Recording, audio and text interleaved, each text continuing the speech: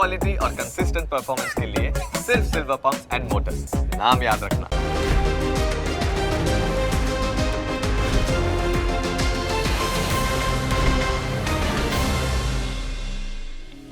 Closing capital presented by trade bulls. अब trading सबके बस की बात है। को powered by net protector. Protect your digital life.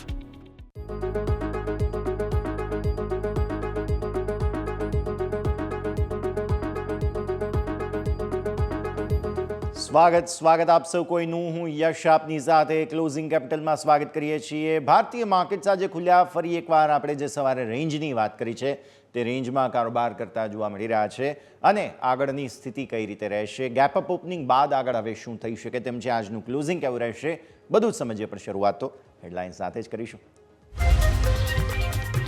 સતત 2 દિવસના ઘટાડા બાદ બજારમાં સુધારો। નિફ્ટી 50 પોઈન્ટ વધીને 22,450 ને આસપાસ, 22,500 ની નજીક।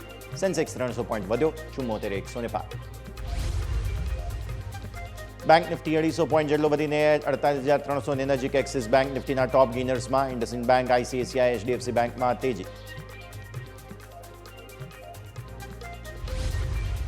આજે ફાર્મા શેરમાં રહી જોરદાર ખરીદારી। ડોક્ટર રેડ્ડીઝ લેબ નિફ્ટીના ટોપ ગેનર્સમાં। સિપ્લા, સનફાર્મા, ગ્રેન્યુઅલ અને બાયોકોનમાં સારી તેજી।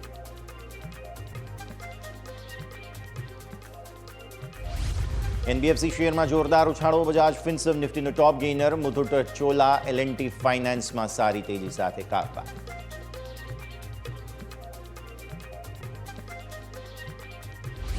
મિડ કેપ અને સ્મોલ કેપ શેરમાં સારી ખરીદારી। એમસીએક્સ અને આઈએક્સ વાયદાના top gainer. KPIT tech, Elgi ઇન્ટરનેશનલમાં 4 થી 6% સુધીની તેજી।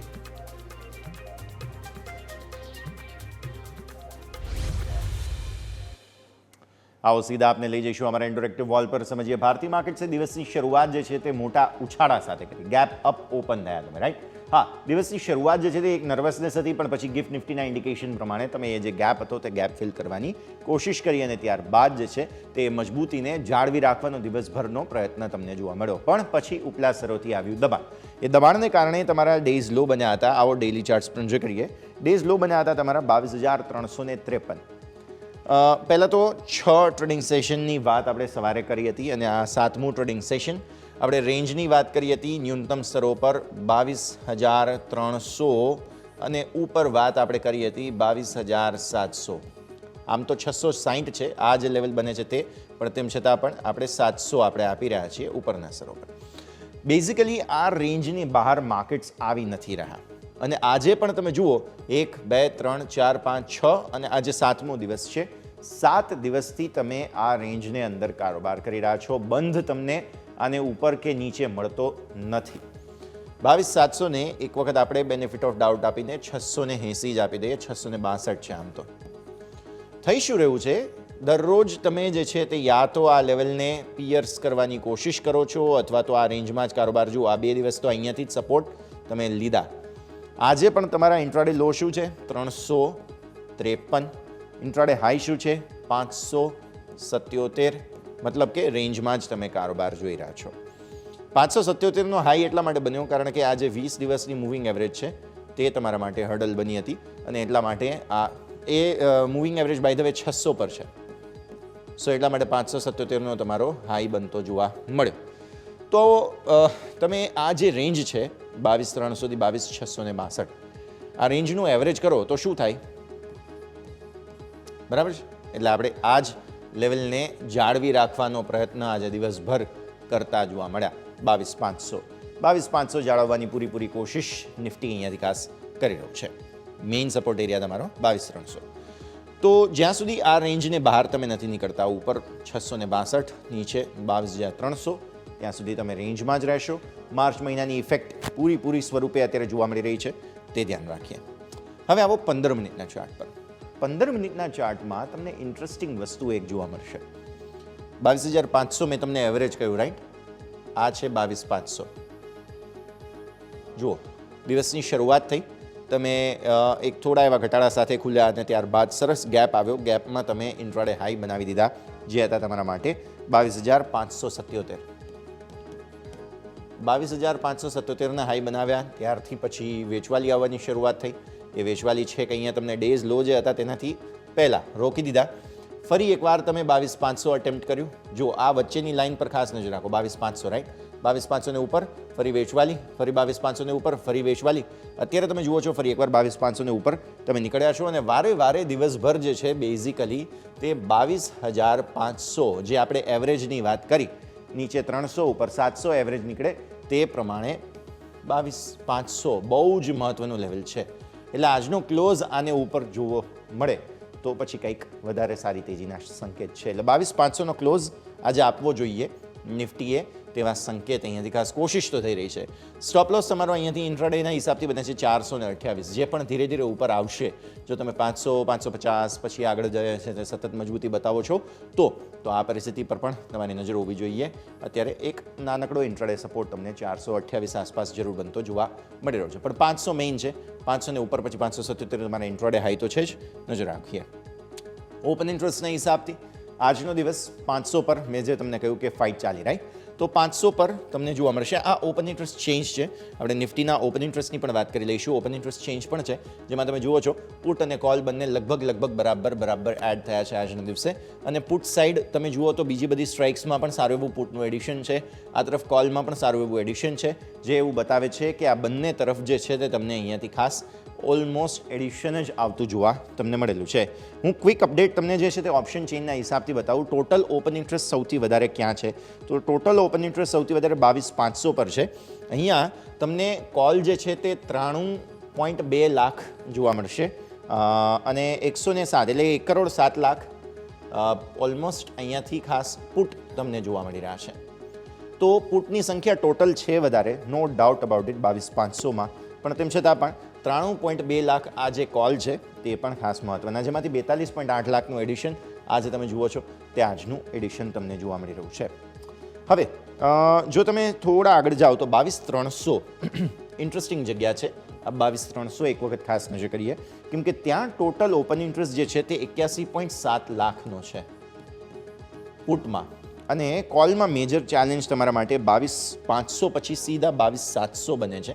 આ જગ્યા જ્યાં તમને સૌથી વધારે 86 લાખ ઓલમોસ્ટ આ જગ્યા પર તમને જોવા મળી રહ્યા છે, 86 લાખ કોલ. તો વાત એ છે 86 લાખ 81 લાખ એટલે ડિસ્ટ્રીબ્યુશન તો એવું કહે છે કે અત્યારે બહુ પરફેક્ટ જગ્યાએ છીએ.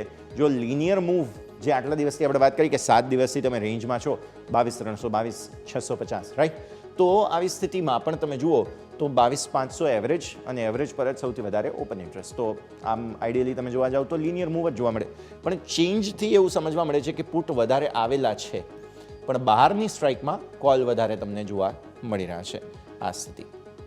તો નિફ્ટીની વાત કરીએ આપણે, રેન્જમાં છો તમે, રેન્જને બહાર નીકળવાની કોશિશ પૂરેપૂરી ચાલી રહી છે, સફળતા સોફાર મળી નથી. વારે વારે 500 ને ઉપર જાય, 500 ને ઉપરથી ફરી વેચવાલી આવે. અત્યારે પણ તમે જુઓ ફરી 500 પર આવી ગયા તમે, તો રેન્જમાં જ કારોબાર જોવા મળી રહ્યો છે. હવે અહીંયાથી ખાસ આપણે બેંક નિફ્ટીની પણ વાત કરી લઈશું, પણ એ પહેલાં આવો એક બ્રેકનો પણ સમય થઈ ગયો છે, તો બ્રેક લઈ લઈએ. બ્રેક બાદ આપણે પછી બેંક નિફ્ટીના સેટઅપ પર નજર કરીએ.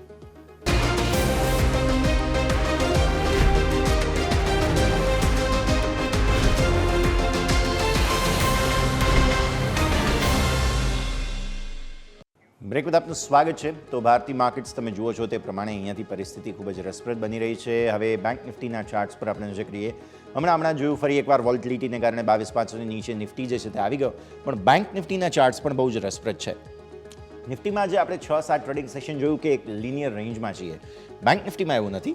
બેંક નિફ્ટીએ જે ઇન્ડસઇન્ડ બેંકના સમાચારોને લઈને જે બહુ મોટો ડેમેજ થયો તે ડેમેજ બાદ સરસ રિકવરી બતાવી છે, અને આજે તમે જો બેંક નિફ્ટીના હાઈ જુઓ તો 48,481 બની રહ્યા છે. એક વખત સ્ક્રીન પર લઈને આવીએ આપણે 481 આ આજના હાઈ છે. આજના લો છે તમારા 48,196. તમે બેઝિકલી 48,000ને નજીકનો ક્લોઝ હતો અને ત્યાંથી પછી સરસ રિકવરી બતાવી, એટલે આજે જે છે તે તમે ત્યાં તો નથી જ.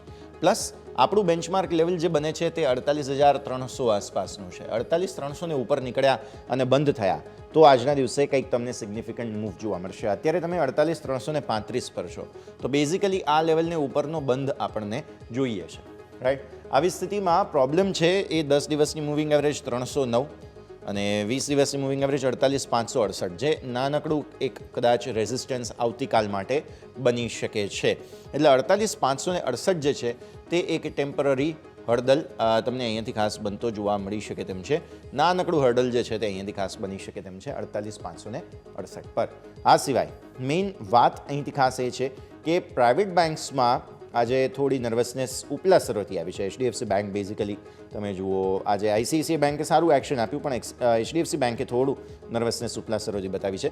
સો એટલા માટે પણ આ એક રેઝિસ્ટન્સ જે તમારો 481નો હાઈ બન્યો ને, અહીંયાથી પછી તમે બીજી વાર આવ્યા નહીં, તેનો પ્રોબ્લેમ એ પણ છે. બીજું 20 દિવસની મૂવિંગ એવરેજ. તો આ બે જીટર્સ છે. એકવાર જો બે જીટર્સને પાર તમે કરી જાઓ છો તો બહુ સરસ તેજી અહીંયા ખુલ્લી પડી છે ઉપરના સ્તરો પર. ઇનફેક્ટ સૌથી પહેલું લેવલ જે છે એ તમને આ લેવલના હિસાબથી હમણાં જે આપણે છેલ્લે હાઈ બનાવ્યા હતા 48,900 સુધીના, એ જ જોવા મળે તમને. ઓલમોસ્ટ માર્ચ મહિનામાં જ બનાવેલા છે આપણે 48,900. ચાન્સ તો છે, પણ હજુ સુધી સોફાર એવી સફળતા મળી નથી. એટલા માટે થઈને પ્રોબ્લેમ અહીંયાથી ખાસ બનતો જોવા મળી રહ્યો છે. બીજું, 15 મિનિટના ચાર્ટ પર આવો. જે 4-5 ટ્રેડિંગ સેશનથી તમે જે તેજી જુઓ છો તેમાં 15 મિનિટના ચાર્ટના હિસાબથી તમને જોવા મળશે દિવસની શરૂઆત સારી જરૂર થાય છે.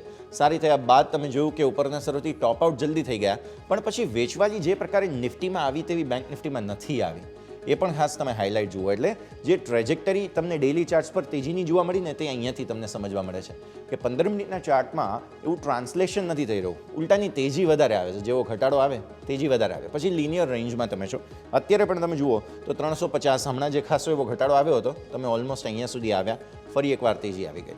સો ઘટાડામાં બાઇંગ સારું થઈ રહ્યું છે. આ બધી જ કેન્ડલમાં ટેલ પણ જુઓ તો એવું જ બતાવે છે કે બેંક નિફ્ટી માટે થોડો બાયસ પોઝિટિવ ટ્રેડર્સ જે છે, ઇન્વેસ્ટર્સ જે છે તે ધરાવી રહ્યા હોય તેવું સ્પષ્ટપણે આપણને અહીંયાથી સમજવા મળી રહ્યું છે. બિકોઝ ન્યૂનતમ સ્તરોથી બાઇંગ સારું આવતું તમને જોવા મળી રહ્યું છે. બેંક નિફ્ટીના ઓપન ઇન્ટરેસ્ટના હિસાબથી તમને જોશો કે ખાસ 48,000 અને 48,500 બે જગ્યાઓ છે. 48,000 જે છે તે ખાસ તમે જોયું કે કોલ રાઇટર્સ જે આવેલા હતા, તમને યાદ હોય તો ગુરુવારે અહીંયા ખાસું એડિશન જે છે તે થતું જોવા મળેલું હતું. તેમની સંખ્યા થોડી કાચી જરૂર પડી ગઈ. હવે મંથલી એક્સપાયરીને ધીરે ધીરે તમે આગળ વધી રહ્યા છો. આ ગુરુવારે ત્યારબાદ સીધી મંથલી એક્સપાયરી થશે. તો આવી સ્થિતિમાં આ જે ઓઆઈ છે તે કાચા જરૂર પડી ગયા અહીંયાથી ખાસ. 47,500 તો છે જ બેઝ તમારું, અને 48,500 પર અહીંયા ફાઇટ ચાલી રહી છે. ધીરે ધીરે પુટનું એડિશન આજે આપણે આગળ ચેન્જમાં જોઈશું, પણ પુટનું એડિશન ધીરે ધીરે અહીંયા થઈ રહ્યું છે અને અહીંયા કોલમાંથી એક્ઝિટ થઈ રહી છે. હવે મેઇન જગ્યા મેં તમને કહ્યું તેમ આ 48,568 જે છે તે ખાસ બની રહ્યું છે, જે 20 દિવસની મૂવિંગ એવરેજ. તેને ઉપર નીકળશો તમે ત્યારબાદ સરસ એક્શન જોવા મળી શકે છે. 49,000 સોફાર અત્યારે તો એવું જ માની રહ્યા છે આ બધા જ રોકાણકારો કે માર્ચમાં નહીં આવે, અને એટલા માટે જ અહીંયા ઓઆઈ વધારે તમને જોવા મળી રહ્યો છે. તો આ પરિસ્થિતિ પર અહીંયાથી ખાસ નજર રાખવાની રહેશે. બીજો મુદ્દો, હવે આગળ જો આપણે વાત કરીએ ચેન્જની, ઓપન ઇન્ટરેસ્ટ ચેન્જના હિસાબથી તમે જુઓ 48,500માં ઉલટાના પુટ આવી ગયા વધારે, અને 48,000, 48,100 અને 48,200 આ બધેમાં 3 કોલ રાઇટર્સ જે ઓપન ઇન્ટરેસ્ટની અંદર જે છે તે સ્ટ્રાઇકમાં જોવા મળેલા હતા. આ બધા જ કોલ રાઇટર્સે એક્ઝિટ લઈ લીધી છે, અને સામે 48,500ના પુટ રાઇટર્સે એડિશન આપ્યું છે, જે માર્કેટને બેઝિકલી બેંક નિફ્ટીને કોન્ફિડન્સ આપે છે કે હા, અહીંયા કંઈક તો નવું થોડું થઈ શકે તેમ છે, તેજી થઈ શકે તેમ છે, અને એટલા માટે અહીંયાથી શોર્ટ કવરિંગ પણ કરવામાં આવ્યું છે. સો બેંક્સ પોઝિટિવ જરૂર છે, પણ મેં તમને કહ્યું તેમ 350ને ઉપરનો ક્લોઝ આપી દે તો એ વધારે સારું ગણવામાં આવશે. તો નિફ્ટી બેંક નિફ્ટી બંનેની આપણે વાત કરી લીધી કે જેના પર સેટઅપ તમને અહીંયાથી ખાસ પોઝિટિવ બનતું જોવા મળી રહ્યું છે. હવે આ સેટઅપને જોતા આપણે ખાસ એ જ સમજવાનું કે સપ્તાહનો પહેલો દિવસ જ્યારે આ પ્રકારનો છે, માર્ચ મહિનો છે. માર્ચ મહિનામાં તમને ખ્યાલ છે કે અહીંયાથી ખાસ હવે અકાઉન્ટિંગ યર આપણું પૂરું થતું હોય, ફિનાન્શિયલ યર પૂરું થતું હોય, તો આવી સ્થિતિમાં શું નવા જૂની થઈ શકે તે પણ સમજવું જરૂરી. તો આ બધા પર નજર રાખીશું આપણે. આવો ફટાફટ એક વિરામનો પણ સમય થઈ ગયો છે. બ્રેક બાદ આપણા એક્સપર્ટ્સ પણ આપણી સાથે જોડાશે, તેમને બધાની પાસે જઈ અને ખાસ સમજીએ આજનું સેટઅપ. બ્રેક બાદ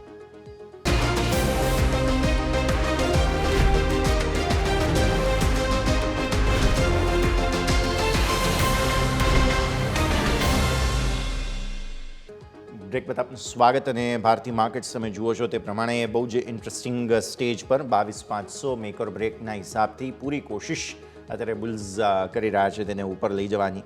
બેર્સ કોશિશ કરી રહ્યા છે કે 22,500ની નીચે નિફ્ટીનું ક્લોઝ જોવા મળે. તો આ એક પરિસ્થિતિ. બીજું બેંક 38,350, 300 બહુ ક્રુશિયલ જગ્યા, અહીંયા પણ કોશિશ ચાલી રહી છે કે તેજી કરાવે. જોઈએ આગળની પરિસ્થિતિ ખાસ કઈ રીતે બનતી જોવા મળે છે, નજર રાખવાનું. મિડ કેપ અને સ્મોલ કેપની સ્થિતિ તમે જુઓ. બેઝિકલી સ્મોલ કેપે આજે ફરી એકવાર 15,000નું લેવલ જે છે તેને બ્રીચ કરવાની કોશિશ કરી. 15,100 સુધી ગયા આપણે, ત્યાંથી ફરી એકવાર વેચવાલી જોવા મળી છે. સો આ 15,000નું લેવલ એક જગ્યા જે છે તે થોડું પ્રોબ્લેમેટિક બનતું જોવા મળી રહ્યું છે. તો એ તમે ખાસ ધ્યાન રાખો. અને મિડ કેપ પર નજર કરો તમે તો ત્યાં પણ તમને થોડું તેજી તરફી એક્શન જરૂર જોવા મળી રહ્યું છે. 48,629, 48,500 બેઝિકલી થોડું એક નાનકડું હર્ડલ બની રહ્યું હોય તેવી સ્થિતિ કદાચ અત્યારે બની રહી છે, તો તેને પણ ધ્યાન પર રાખવાનું રહેશે. આગળ વધીએ અને બ્રોકરેજ હાઉસીસના રડાર પર કયા કયા સ્ટોક્સ છે તેના પર નજર કરીશું. સહયોગી યોમિક આપણી સાથે જોડાઈ રહ્યા છે. યોમિક, ગુડ આફ્ટરનૂન. જણાવો કયા કયા રિપોર્ટ્સ અત્યાર સુધીમાં સામે આવે છે? જી યસ, આપણે બ્રોકરેજ રિપોર્ટ તો સૌથી પહેલાં વાત કરવા માગું તો સ્વાભાવિક છે કે હવે આપણે એક ઇન્ફ્રા સ્ટોક છે કે બીજા એનર્જી સ્ટોક છે જે ખાસા બઝિંગ જોવા મળે છે. હવે એ બધા વચ્ચે આપણે બ્રોકરેજ હાઉસ તરફથી સૌથી પહેલાં વાત કરવા માંગીશ તો વારી એનર્જીસ ઉપર આપણને અહીંથી રિપોર્ટ આવી છે. હવે વારી એનર્જીસ ઉપર તેઓ હોલ્ડ કરવાના રેટિંગ આપી રહ્યા છે. એટલે તેઓ કહી રહ્યા છે કે તમારી પાસે હોય તેને હોલ્ડ કરો, ટાર્ગેટ ₹2030 રાખો. એમનું કહેવું છે કે ભારતમાં જે સોલાર પેનલ ઇન્સ્ટોલેશન વાર્ષિક 24% દરે વધશે. સ્વાભાવિક છે કે આપણે સરકાર પણ જોઈએ કે ધીરે ધીરે તેઓ સોલાર એનર્જી એટલે કે ગ્રીન ટેકનોલોજી તરફ તેઓ અહીંયાથી વધારે ભાર મૂકી રહ્યા છે. એટલે એવા બધા વચ્ચે તેઓ કહી રહ્યા છે કે અહીંયાથી દર વર્ષે આનો વધારો થશે અને એ જ કારણથી આ કંપનીને ફાયદો થશે. અને બીજું એમનું જે કહેવું છે કે જે સરકારની જે પોલિસી છે એ કંપનીને મદદરૂપ પણ રહેશે. એટલે કે ઓવરઓલ તેઓ હોલ્ડ કરવાનું કહી રહ્યા છે અને સાથે 2030નો ટાર્ગેટ રાખવાનું અહીંથી જાણ કરી રહ્યા છે. નેક્સ્ટ વાત કરવા માંગીશ સિટીનો GSPL ઉપર અહીંથી રિપોર્ટ આવ્યો છે.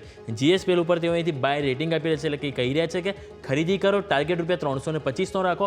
એમનું કહેવું છે કે જે કંપની નવા પ્રોજેક્ટમાં 3 વર્ષમાં 2100 કરોડ અહીંયાથી ખર્ચ કરશે. એટલે સ્વાભાવિક છે કે કંપનીનું અહીંયાથી નવા અમલીકરણનું પ્લાનિંગ છે અને સાથે કે જે નવા પ્રોજેક્ટમાં જે ખર્ચ કરવાથી કંપનીની જે કેપેસિટી છે એ વધશે. સ્વાભાવિક છે કે કંપની કંઈ ને કંઈ અહીંયાથી એડ ઓન કરી રહી છે તો એમની જે ઓવરઓલ જે કેપેસિટી છે, માર્કેટ કવરેજ છે એ ક્યાંક ને ક્યાંક અહીંયાથી પોઝિટિવ જેવું જોઈ રહ્યા છે. અને આ જ કારણથી તેઓ બાય રેટિંગ સાથે ટાર્ગેટ રૂપિયા અહીંયાથી વાત કરીએ તો 325 આપી રહ્યા છે GSPL ઉપર. ટાટા મોટર્સ ઉપર આપણને HSBC તરફથી રિપોર્ટ આવ્યો છે. અહીંયા પણ રેટિંગ આપણને બાયના છે, ટાર્ગેટ ₹930 છે. એમનું કહેવું છે કે જે સ્થાનિક બજારમાં એટલે કે ભારતમાં નવા જે કે નાના જે કોમર્શિયલ વ્હીકલ છે એનું વેચાણ વધ્યું છે. એટલે સ્વાભાવિક છે કે અહીંયાથી જે નાના જે બી વ્હીકલ હોય છે એની ઉપર જે અધર કોમ્પિટિટર્સની સરખામણીમાં આ કંપની છે ટાટા મોટર્સ કે જેમણે માર્કેટમાં ક્યાંક ને ક્યાંક અહીંયાથી સ્ટ્રોંગનેસ તમને બતાવી છે. સાથે કે વર્તમાન જે ઘટાડા પછી વેલ્યુએશન ખરીદી માટે આકર્ષક છે. એક સમયે આપણે જોયું તો આ સ્ટોક 1000ની ઉપર હતો અને અત્યારે આપણે જોઈએ તો ₹700 આજુબાજુ સ્ટોક આવી ગયો. એટલે સ્વાભાવિક છે કે આ જે ઘટાડો આવ્યો તેને એક વેલ્યુ ઓપોર્ચ્યુનિટી એટલે કે બાઇંગ તરીકે તેઓ જોઈ રહ્યા છે અને આ જ કારણથી તેઓ ખરીદીની સલાહ આપી રહ્યા છે. નેક્સ્ટ વાત કરીશું તો પતંજલિ ફૂડ ઉપર આપણને જેફરી તરફથી બાય રેટિંગ આપવામાં આવે છે. ટાર્ગેટ ₹2025. કંપનીનું ફોકસ ડિસ્ટ્રીબ્યુશન વધારવા પર અને બ્રાન્ડને મજબૂત કરવા પર છે.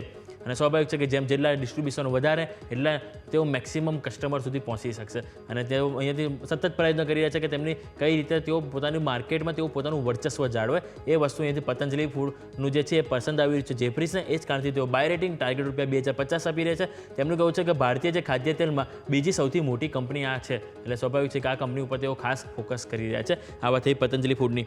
નેક્સ્ટ વાત કરવા માંગીશ તો એ છે HPCL એટલે કે હિન્દુસ્તાન પેટ્રોલિયમ કે જેની ઉપર સિટી દ્વારા બાય રેટિંગ ટાર્ગેટ ₹460નો આપવામાં આવ્યું છે. એમનું કહેવું છે કે જે LPG રિકવરી વિના પણ EBITDA 80% વધારે રહી શકે છે. એટલે સ્વાભાવિક છે કે LPGના જે બી ભાવનો વધઘટ થતી હોય છે એને સાઈડમાં મૂકીને પણ તેઓ કહી રહ્યા છે કે આ જે કંપની છે એના જે ઓપરેટિંગ નંબર EBITDA કે જેઓ સારા છે અને એ જ કારણથી તેઓ કંપની ઉપર પણ પોઝિટિવ છે. ખરીદીની સલાહ આપી રહ્યા છે. ટાર્ગેટ 460. એમનું કહેવું છે સમયસર મળતા વળતરથી OMCs એટલે કે ઓઇલ માર્કેટિંગ કંપની પર રોકાણકારોનો વિશ્વાસ વધશે. સ્વાભાવિક છે કે જે રીતે ક્રૂડમાં પણ ઘટાડો આવ્યો છે. એટલે ઓવરઓલ બધા ઘણા બધા પરિબળો છે કે જે આ બધી કંપનીના લાભદાયક થતા હોય છે. એ જ કારણથી તેઓ અહીંથી ખરીદીની સલાહ આપી રહ્યા છે. UBS તરફથી BSE એટલે કે બોમ્બે સ્ટોક એક્સચેન્જ ઉપર બાયના રેટિંગ ટાર્ગેટ ₹5350 આપવામાં આવે છે. આ સ્ટોક જોયું તો આપણે NSE જે એક્સપાયરીમાં ચેન્જીસ કર્યા એ કારણથી આ સ્ટોક ખાસો ઘસાયો હતો. હવે કેવું છે UBSનું કે જે વર્તમાન વેલ્યુએશન એટલે P એટલે કે પ્રાઇસ ટુ ઇક્વિટી રેશિયો 1 વર્ષ ફોરવર્ડ અહીંયાથી થઈ ગયો છે એટલે કે 33x. અને સ્વાભાવિક છે કે ઓપરેટિંગ માર્જિનમાં અહીંયાથી સુધારો શક્ય છે. એટલે ઓવરઓલ આ બધા ઘણા બધા 3-4 પરિબળો છે. સામે બીજું એમનું એ પણ કહેવું છે કે જે સારા બ્રોકર મેનેજમેન્ટના કારણે અહીંથી BSEનો માર્કેટ શેર પણ વધ્યો છે. એટલે આ બધા 3 થી 4 જે રીઝન છે કે જેને કારણે તેઓ અહીંયાથી UBS ઉપર ખરીદીની સલાહ આપી રહ્યા છે. ટાર્ગેટ ₹5350 આપી રહ્યા છે અને અત્યારે સ્ટોક આપણને કારોબાર ઓલમોસ્ટ 4000ની આજુબાજુ કરી છે. એટલે સ્વાભાવિક છે કે આપણે ઘણા બધા સ્ટોક જે BSE છે, HPCL છે, પતંજલિ ફૂડ છે, ટાટા મોટર્સ અને GSPL 5 સ્ટોક છે કે જેની ઉપર બાયના રેટિંગ અને એક સ્ટોક આપણે વાત કરી વારી એનર્જીસ કે જેની ઉપર હોલ્ડના રેટિંગ આપણને બ્રોકરેજ હાઉસ તરફથી આપવામાં આવ્યા છે. તો આ બધા સ્ટોક છે કે જેને આપણને આજે તો એક્શન જોવા મળી પરંતુ આવનારા દિવસમાં પણ એક્શન જોવા મળશે. આ દરેક સ્ટોક છે કે જેને વોચ લિસ્ટમાં એડ કરવા જોઈએ. યસ. બિલકુલ આ બધા જ કાઉન્ટર્સ છે ધ્યાન પર રાખીશું રિપોર્ટ્સના હિસાબથી યોમિક આભાર આપનો અમારા સાથે જોડાવા માટે. તો બેઝિકલી અત્યારે જે અપડેટ છે તેવું જ કહે છે. જુઓ માર્કેટ ફરી એકવાર 22,500 ને ઉપર, 48,350 ને ઉપર. સો બેંક નિફ્ટી કમ્ફર્ટેબલી આપણી જે એક ખાસ બેઝિક એક્સપેક્ટેશન છે ઇન્ડેક્સ પાસેથી તે પૂરી કરવા માટે સક્ષમ હોય તેવું લાગે છે. બટ નિફ્ટી હજુ પણ થોડું જેને કહેવાય કે પુશપુલ ઇફેક્ટના ભાગ સ્વરૂપે છે અને બહુ ક્લેરિટી નથી આવી રહી ઇન્ડેક્સથી કે અહીંયાથી આગળ શું થશે. બિકોઝ 22,500 ને ઉપર જો બંધ મળી જાય તો મેં જેમ તમને કહ્યું તે પ્રમાણે તેજીનું એક્શન જે છે તે અહીંયાથી ખાસ બનતું જોવા મળે. તો એ સ્થિતિ પણ અહીંયાથી ખાસ આપણે ધ્યાન પર રાખવી પડે. તો આવી સ્થિતિમાં એક મુદ્દો આ બને છે. જ્યારે સેક્ટર સ્પેસિફિક તમે સમજો આજે બહુ જ સરસ મજબૂતી ક્યાં હતી? ફાર્મા અને હેલ્થકેર. આજે સૌથી વધુ તેજી અને સૌથી વધુ મજબૂતી જે છે તે ફાર્મા અને હેલ્થકેરમાં આવતી જોવા મળી. બધી જ ફાર્મા કંપનીઓ, બધા જ ફાર્મા શેર્સ જે છે તેમાં તમને તેજીના સંકેતો બનતા જોવા મળ્યા. તો આ બધા જ સ્ટોક્સ છે જેની આગળ આપણે ચર્ચા કરીશું. પણ ડેફિનેટલી આજે ફાર્મા અને હેલ્થકેર બહુ લાંબા સમય બાદ ઇનફેક્ટ તેજી જે છે તે આવતી જોવા મળેલી છે. આમાં રૂપિયાની કહી શકાય કે નબળાઈ અટકી છે, બાકી યુએસ ઇકોનોમીની આ તે બધી અમુક વાતો છે અને ફાર્મા ઇટ સેલ્ફ અમુક પોઝિટિવ સમાચારો આવેલા હતા. તેના કારણે પણ તેજીનું એક્શન તમને બનતું જોવા મળેલું છે. તે પણ તમારે ધ્યાન પર રાખવું જોઈએ. પછી તેજી આવતી તમને જોવા મળી તે ફિન નિફ્ટી. ફિન નિફ્ટીમાં સૌથી મોટું કોમ્પોનન્ટ હતું બજાજ ફાઇનાન્સ ફિનસર્વ. બજાજ ફાઇનાન્સ ફિનસર્વમાં બહુ જ સરસ તેજી આજે જોવા મળી, જેના કારણે થઈને પણ તમને અહીંયા તેજીનું એક્શન જોવા મળ્યું. પ્રાઇવેટ બેંક સારી મજબૂતી પર હતા. આજે HDFC બેંકને છોડતા ઓટો, મેટલ આ બધામાં તેજી હતી અને સામે વેચવાલીમાં માત્ર FMCG છે જે થોડું એવું નર્વસનેસ બતાવે છે. આજે ઇવન આઈટીમાં પણ જે ઘટાડો હતો ત્યાંથી પછી ઘટાડો રોકવાની કોશિશ.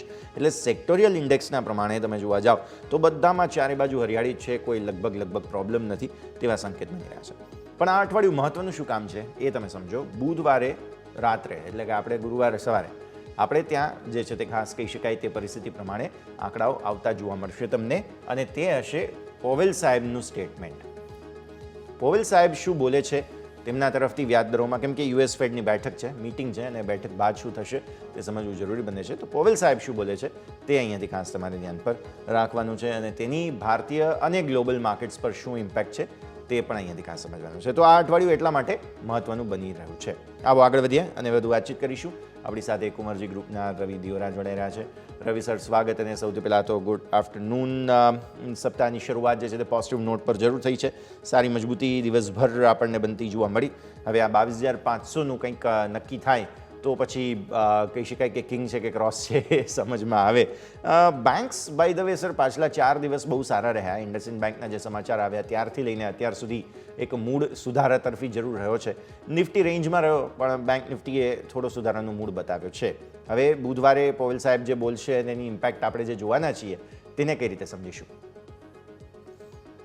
ઝડપથી 2 દિવસ છે શરૂઆતી છે આપણે આપણા રીઝન કે પછી આપણી જે મોમેન્ટમ છે એના ઉપર વધારે ફોકસ રહીશું. પણ બુધવારે જે બેંક ઓફ જાપાનની પોલિસી પણ છે અને સાથે સાથે ફેડરલ રિઝર્વની પોલિસી છે. હાલાકી ગુરુવારે ફરીથી પાછું બેંક ઓફ ઇંગ્લેન્ડની પોલિસી છે. Major focus bank of Japan પર વધારે રહેશે કારણ કે 20 તારીખે જાપાનના માર્કેટ બંધ છે. અધરવાઇઝ એમને ગુરુવારે જ એમની પોલિસી આવતી હોય છે. એના હિસાબે 19 તારીખે બેંક ઓફ જાપાનની પોલિસી છે. હાલમાં રેટ હાઇકની કોઈ એક્સપેક્ટેશન્સ નથી, પણ જે રીતે થોડા મીન્સ કે મોમેન્ટમ દેખાઈ રહ્યા છે અત્યારે તેવું દેખાઈ રહ્યું છે કે જેની 30 વર્ષની બોન્ડ yields છે એ ઓલમોસ્ટ 2006 પછીના ટોપ લેવલ પર પહોંચી છે. એટલે એ રેટ હાઇક કરે છે તો મારા હિસાબે તમને બુધવારે એની ઇમ્પેક્ટ કારણ કે ખુલતા માર્કેટે પોલિસી આવે છે. તો આઈ થિંક આવતીકાલે પણ કોઈ મેજર ઇવેન્ટ નથી. આજે રિટેલ સેલ્સના યુએસના ડેટા છે અને એના આધારે જોઈએ તો ખાસ કંઈ એમાં આવવાની શક્યતા ચેન્જની નથી અને કાલે પણ એટલા ખાસ કોઈ ઇમ્પોર્ટન્ટ ડેટા નથી. તો 2 દિવસ આપણા માટે ક્યુ સાયલેન્ટ છે. બુધ ગુરુ ઇમ્પોર્ટન્ટ છે. બંને દિવસ ઇવેન્ટ ઘણી વધારે છે. સાથે આ સપ્તાહમાં એસેન્ચરના રિઝલ્ટ પણ આવવાના છે. 20 તારીખે એસેન્ચરના રિઝલ્ટ છે. હાલાકી એ ઘણું ઇમ્પોર્ટન્ટ રહેશે આપણે આઈટી કંપનીઓ માટે કારણ કે એસેન્ચરનું બિઝનેસ મોડલ મીન્સ કે નિયર અબાઉટ આપણી કંપનીઓના બિઝનેસ મોડલ જેવું જ છે. તો એસેન્ચરનું રિઝલ્ટ પણ આ સપ્તાહે જે આવવાનું છે અને એની કમેન્ટ્સ ખાસ કરીને વધારે ઇમ્પોર્ટન્ટ રહેશે. અને એવી જ રીતે ફેડરલ રિઝર્વની પોલિસીમાં કોઈ ચેન્જની એક્સપેક્ટેશન નથી. 4.5ની સામે 4.5ની રેટની એક્સપેક્ટેશન છે. સિમિલર વેમાં બેંક ઓફ ઇંગ્લેન્ડ પણ સ્ટેટસ કો ઇન્ટરેસ્ટ રેટ પર રાખશે કારણ કે અનસર્ટનિટી વધુ હોવાથી એ લોકો આ વખતે કોઈ રેટમાં બદલાવ નહીં કરે. અને હાલાકી કમેન્ટ્સ જે એમની પાસે અત્યારે આપવા માટે છે એમાં પણ મેજર અત્યાર સુધી ફેડ ચેરે એવું જ કીધું છે કે જે રિસન્ટ ઇન્ફ્લેશન નો જે ઇસ્યુ છે કે આગળ જતા જે પોસિબિલિટીઝ છે કે ઇન્ફ્લેશન હાઇક થશે એ કેટલા પેસથી હાઇક થશે એ રેસિપ્રોકલ ટેરિફ ઉપર આધારિત છે. અને હજી સુધી રેસિપ્રોકલ ટેરિફનું લિસ્ટ આવ્યું નથી કે કઈ કન્ટ્રી પર કેટલા ટેરિફ હશે. અત્યાર સુધી જે નોન ફેક્ટ છે કેનેડા, મેક્સિકો અને ચાઇના ઉપર 25%, 25% અને 20% એ રીતે ટેરિફ લગાવ્યા છે. આ ઉપરાંત જે રેસિપ્રોકલ છે એનું લિસ્ટ આવશે, એના ઉપરથી ફર્ધર ક્લેરિટી આવશે તો કદાચ નેક્સ્ટ મિટિંગથી એમને રેટ કટની સાયકલ ચાલુ કરવી પડે. પણ કરંટ મિટિંગમાં ના તો કમેન્ટ્સમાં ના તો એમની કોઈ સ્ટેન્સમાં કોઈ ચેન્જ થાય. એટલે આજે માર્કેટ ઘણીવાર એવું હોય છે કે માર્કેટ અગાઉથી પ્રિપેર થઈને બેઠો હોય છે અને એ ટાઈમે જ્યારે બહુ વધારે પડતો આવો હોય છે કોઈ ઇવેન્ટનો અને એટલી મોટી ઇમ્પેક્ટ નથી આવતી. તો આઈ થિંક આ કદાચ એવું હોઈ શકે ફેડની પોલિસી. પણ યસ, બેંક ઓફ જાપાનની જે પોલિસી છે શાયદ મારા હિસાબે એક મોટી સરપ્રાઈઝ સાબિત થઈ શકે છે. અને જો રેટ હાઇક કરે તો આઈ થિંક એ સેન્ટિમેન્ટ ડિસ્ટ્રોયર હશે ત્યાંના માર્કેટ માટે, ત્યાંની કરન્સી માટે, અને જેની ઇમ્પેક્ટ તમને બુધવારે જોવા મળી શકે. તો આઈ થિંક આ બધા ફોકસ ફેક્ટર મીન્સ કે છે ફોકસમાં રાખવા જોઈએ. પરંતુ વધારે પડતું એવું લાગી રહ્યું છે કે જે ટેકનિકલી જો તો લગાતાર 20-21 દિવસની મૂંગ એવરેજીસ છે એ નિફ્ટીમાં અને બેંક નિફ્ટી બંનેમાં ઉપર રેઝિસ્ટન્સ આપી રહી છે. જ્યાં સુધી એના ઉપર ક્લોઝ ના થાય ત્યાં સુધી માર્કેટમાં જે વન સાઇડ મીન્સ કે શોર્ટ કવરિંગ છે એ શાયદ ના જોવા મળે. બ્રોડર રેન્જ જે નિફ્ટી છે એ 22,690 થી 700 વચ્ચે જે રેઝિસ્ટન્સ છે સ્પોટમાં એ રેઝિસ્ટન્સ બનવું રહેશે અને નીચેની બાજુ 22,400. તો આવી મહજ રેન્જમાં માર્કેટ આ સપ્તાહમાં વોલ્ટાઇલ થતું જોવા મળી શકે. સર, હવે પહેલાં તો તમારા રેકમેન્ડેશન્સ જાણી લઈએ. સ્ટ્રેટેજી શું રાખવી, કેમ કે આવું અનડિસાઇઝિવ માર્કેટ છે, આવી સ્થિતિમાં કયા સ્ટોક સેક્ટર્સ પર ફોકસ તમારું?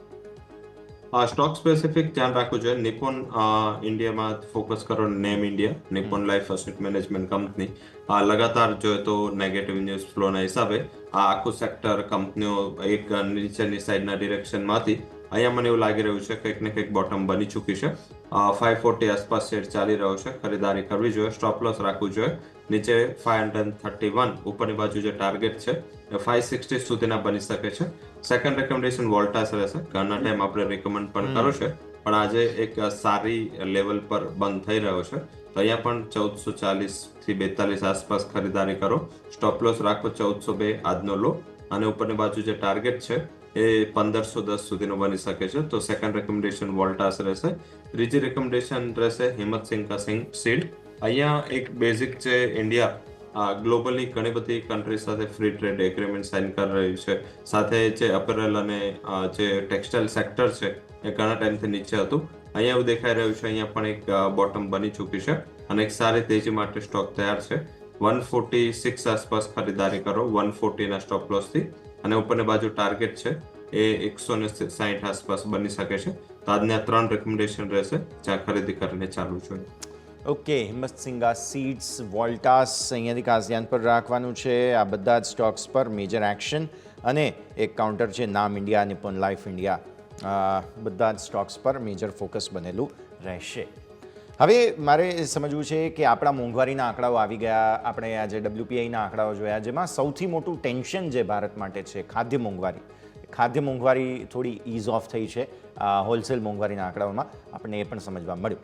આ બધાના સંકેતોને ભારતીય માર્કેટ્સે ગુરુવારે સેલિબ્રેટ ન કર્યા. એક વખત સમજીએ ચલો કે આપણે ગુરુવારે સેલિબ્રેટ ન કર્યા કારણ કે એક્સપાયરી હતી, લોંગ વીકેન્ડ હતું. આજે પણ જે કહી શકાય કે આપણે એક્સપેક્ટ કરીએ છીએ તે પ્રકારની મૂવમેન્ટ નથી. જે તમે શરૂઆતમાં વાત કરી કે આ બધા હર્ડલ્સ છે, શું આ બધાએ ડિસ્કાઉન્ટ કરી દીધું આપણા મોંઘવારીના આંકડાઓને પણ?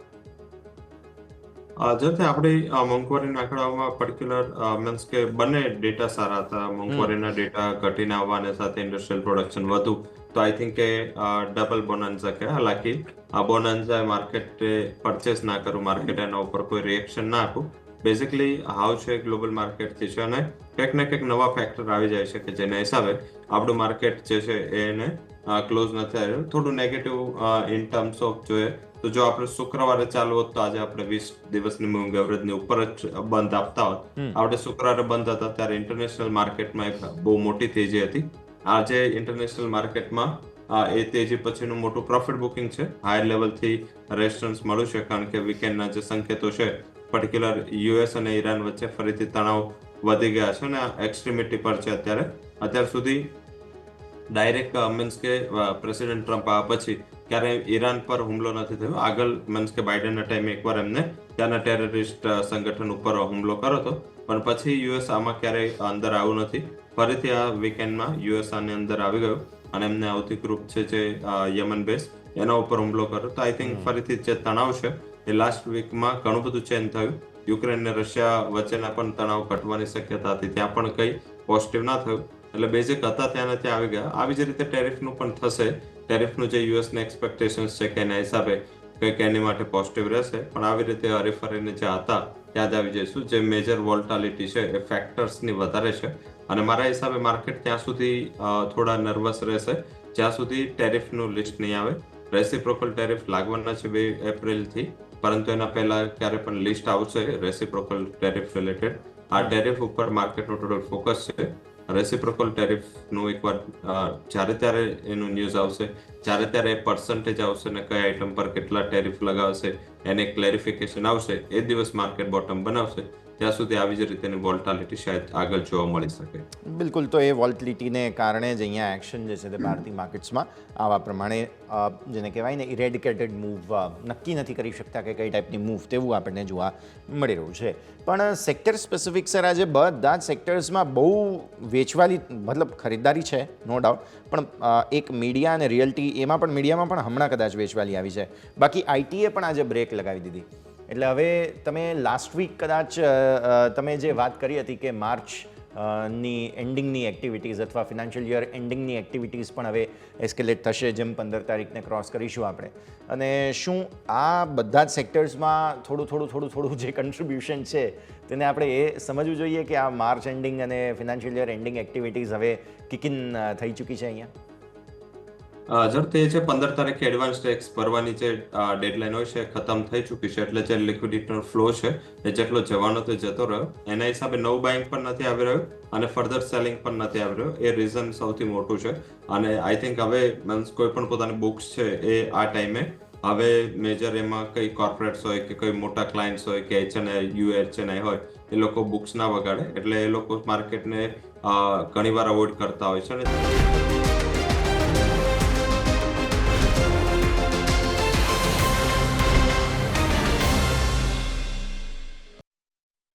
બ્રેક બાદ આપનું સ્વાગત. હવે ક્લોઝિંગ કેપિટલમાં આગળ આપણે ચર્ચા કરીએ. ભારતીય માર્કેટ્સના ક્લોઝ પર આપણે ધીરે ધીરે ફોકસ કરી રહ્યા છીએ. 22,500 ઉપરનું ક્લોઝ ડેફિનેટલી એક સારો સંકેત ગણી શકાય. સતત રહેવાની કોશિશ નિફ્ટીએ કરી છે 22,500 ઉપર.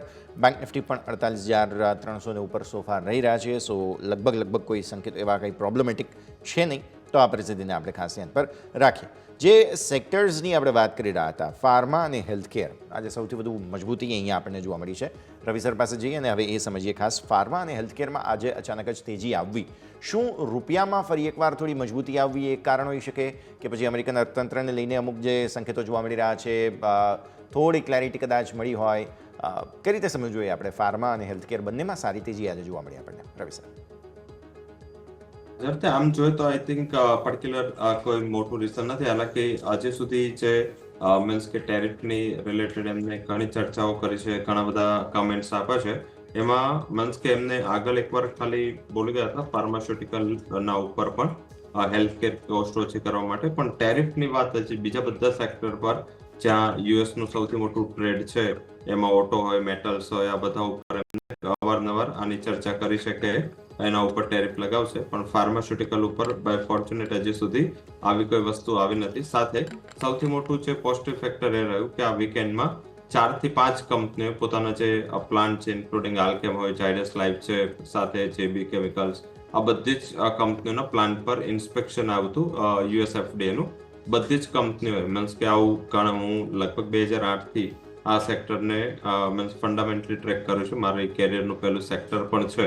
તો આઈ થિંક અહીંયા જોઈએ તો આટલી બધી કંપનીઓને એક સાથે USFDA ની જે ઇન્સ્પેક્શનમાં 0 ઓબ્ઝર્વેશન્સ મળે એવું મેં પહેલી વાર જોયું છે. 3 થી 4 કંપનીઓને 0 ઓબ્ઝર્વેશન વાળા, એક કંપનીઓને મીન્સ કે ફોર્મ 4883 મળ્યો પણ 0 ઓબ્ઝર્વેશન થી. તો આઈ થિંક આ 4-5 કંપનીઓનો જે મીન્સ કે USFDA ની ઇન્સ્પેક્શન સક્સેસફુલી કમ્પ્લીટ કરવું એ પણ મીન્સ કે ડોક્ટર રેડી, સિપ્લા કે લ્યુપિન જેવી મિડ કેપ કંપનીઓએ આ ઇન્સ્પેક્શનને સક્સેસફુલી પાર કર્યા. તો મારા હિસાબે આ સૌથી મોટું ફેક્ટર છે.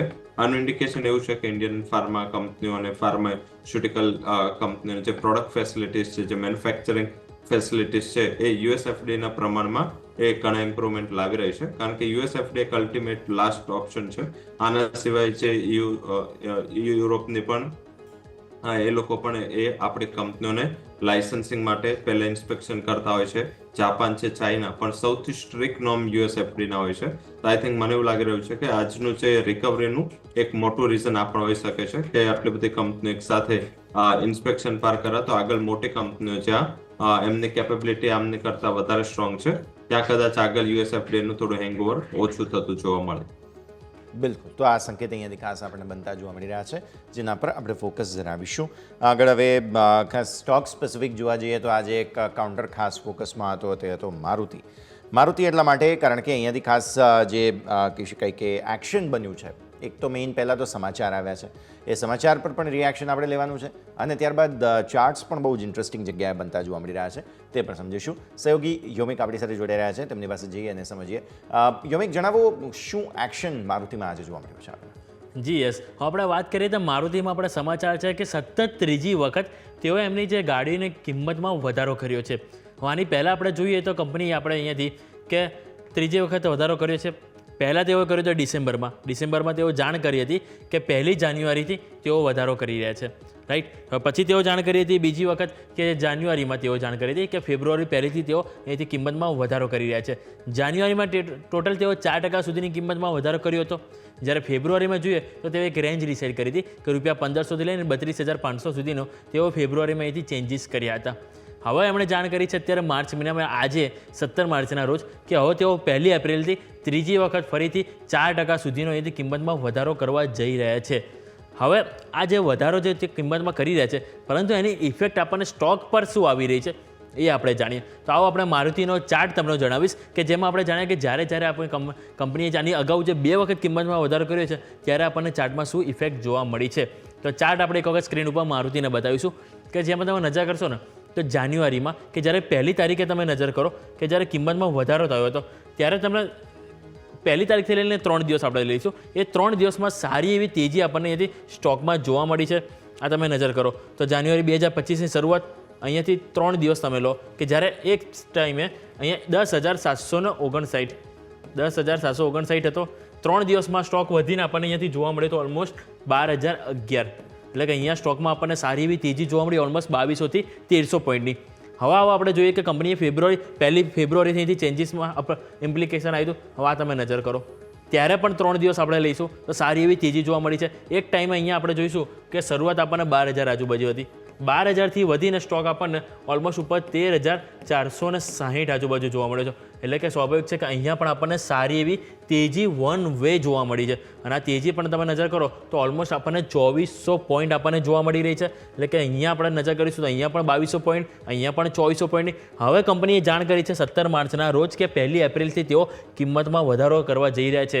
એટલે શું આપણે આ ફેરી પણ આ જે તારણો છે એ તો એવું જ કહી રહ્યા છે કે જ્યારે પણ કિંમતમાં જે અગાઉ જ્યારે જાણ કરી હતી ત્યારે શેરમાં ઓલમોસ્ટ આપણને 15થી 20% સારી એવી તેજી જોવા મળી હતી. હવે જોવાનું રહેશે કે આ ફરીથી જે અહીંયાથી તેઓ વધારો કરવા જઈ રહ્યા છે તો એની ઇમ્પેક્ટ શું આપણને સારી એવી તેજી જોવા મળે છે.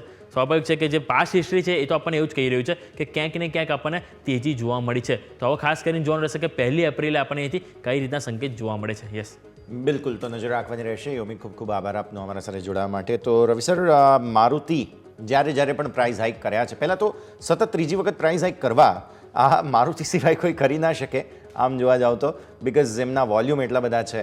પણ પ્રાઇસ હાઇક પછી પણ પ્રાઇસ એક્શન જે છે સ્ટોકનું તે આપણે અહીંયાથી ખાસ સમજ્યા. હવે 1 એપ્રિલથી ફરી એકવાર ત્રીજી વખત સતત પ્રાઇસ હાઇક લઈ રહ્યા છે. મારુતિની ગાડીઓના ભાવ વધી રહ્યા છે. સર, ઝડપથી યોમિકભાઈ જ્યારે જણાવી રહ્યા હતા ત્યારે મન્સ કે ગીતાજીનો છેલ્લો શ્લોક છે યદા ધર્મસ્ય ગ્લાનિર્ભવતિ ભારત, એવું લાગી રહ્યું હતું કે આ વખતે પણ મન્સ કે જ્યારે સંકટ છે ત્યારે મારુતિ પોતાના પ્રાઇસ હાઇક કરે છે. આ મન્સ કે એક્શન શું કામ લેવા રહી છે એનું ઇન્ડિકેશન એક નેગેટિવ છે. એક વાર લેવું. પ્રાઇસ હાઇક હંમેશા જાન્યુઆરી તો પરમેનન્ટ છે, તમામ કંપનીઓ જાન્યુઆરીથી પ્રાઇસ હાઇક લેતા હોય છે, પરંતુ ઇન્ટરમીડિયેટ એમને 2 વાર શું કામ મીન્સ કે પ્રાઇસ હાઇક કરવાની જરૂર પડી? એક તો મેટલના પ્રાઇસ એમને પોસિબિલિટી દેખાઈ રહી છે અને પ્રાઇસીસ નોર્થવર્ડ ડિરેક્શનમાં છે.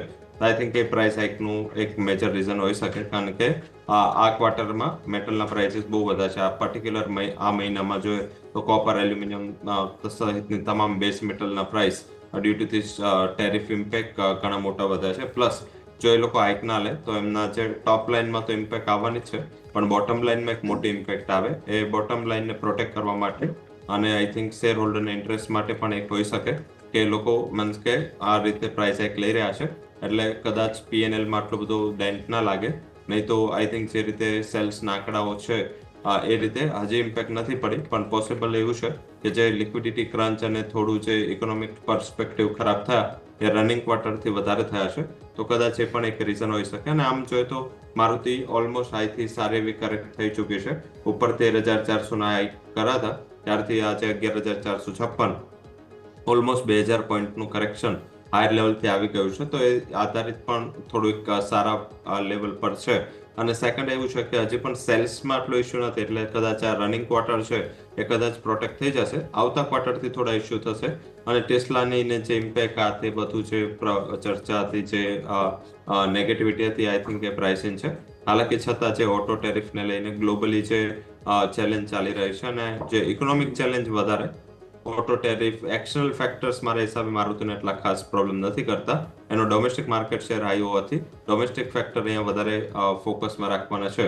એક્યુમ્યુલેશન કરવું જોઈએ 50% કરંટ માર્કેટ પ્રાઇસે અને 50% અપ્રોક્સિમેટલી 10,800 થી 11 વચ્ચે 2 તબક્કામાં ખરીદી કરો. ઉપરની બાજુ ફરીથી ટાર્ગેટ 13,200 સુધી મારુતિ આ વર્ષમાં આપી શકે છે.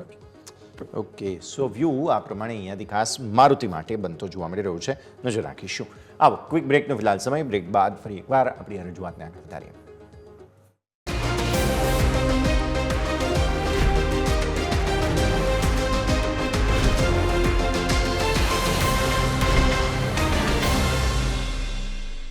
બ્રેક બાદ આપનું સ્વાગત છે. ભારતીય માર્કેટ્સના ક્લોઝ પર હવે ફટાફટ નજર કરી લઈએ. જોઈ રહ્યા છીએ દિવસની શરૂઆત જે થઈ હતી, આપણે એક ઘટાડો થોડો જોયો હતો ગિફ્ટ નિફ્ટીના ઇન્ડિકેશનની સામે. આપણું જે પ્રીવિયસ ક્લોઝ છે 22,397નું, તેની સામે ઓપન 353 પર થયા, એટલે થોડા લાલ નિશાનમાં હતા. સરસ મજબૂતી જોઈએ આપણે ત્યાંથી, અને ક્લોઝ તમને 22,500 ઉપર મળી જ જશે તેવું હાલની સ્થિતિને જોતા લાગી રહ્યું છે. ફાર્મા સ્ટોક્સ સરસ ચાલ્યા આજે. ફાર્મા સ્ટોક્સ, હેલ્થકેર સ્ટોક્સ, ફાઇનાન્સમાં પ્રાઇવેટ બેન્ક્સ બહુ જ સરસ ચાલી અને ફાઇનાન્સ સ્ટોક્સ પણ અમુક સરસ ચાલ્યા બધા. તો આ બધા આજે ખાસ એક્શનમાં રહ્યા હતા સેક્ટર્સ બેઝિકલી. અને જો વેચવાલી જોઈએ તો આઈટીમાં અમુક સ્ટોક્સમાં હતું ડેફિનેટલી, ઓટોમાંથી પણ અમુક સ્ટોક્સમાં વેચવાલી થોડી જોવા મળી. એફએમસીજી ડેફિનેટલી આજે વર્સ્ટ પરફોર્મર્સમાંથી એક તમને જોવા મળેલું છે. અને જ્યાં સુધી વાત આવે છે બેંક નિફ્ટીની, તો બેંક નિફ્ટીએ પણ સરસ પરફોર્મ કર્યું. 48,481 એટલે કે 48,500 પર એક નાનકડું હર્ડલ, જે 20 દિવસની મૂવિંગ એવરેજ, જે રવિ સરે પણ આગળ વાત કરી હતી, 10 દિવસની મૂવિંગ એવરેજ ક્લેમ કરી લે છે નિફ્ટી બેંક નિફ્ટી બંને, પણ 20 દિવસની મૂવિંગ એવરેજ એક એવી જગ્યા છે કે જેને ક્રોસ કરવું થોડું મુશ્કેલ થઈ રહ્યું છે નિફ્ટી બેંક નિફ્ટી બંને માટે.